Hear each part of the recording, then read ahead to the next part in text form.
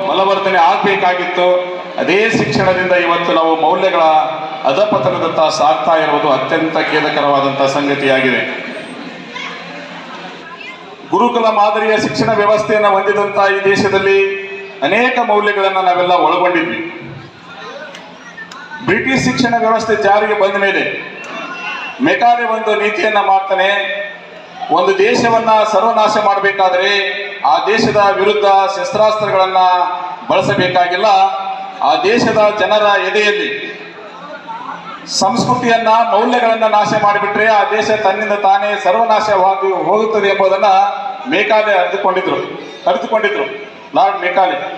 ಅದನ್ನ ಬಹಳ ಯಶಸ್ವಿಯಾಗಿ ಈ ದೇಶದ ಮೇಲೆ ಪ್ರಯೋಗ ಮಾಡಿದಂತ ಲಾರ್ಡ್ ಮೆಕಾಲೆ ಈ ದೇಶದ ಮೌಲ್ಯಗಳ ಅಧಪತನಕ್ಕೆ 1831ರಲ್ಲಿ ಅವರು ಒಂದು ದಾರಿಯನ್ನ ಹಾಕಿಕೊಟ್ರು. ಅದಾದ ನಂತರ ಈ ದೇಶದಲ್ಲಿ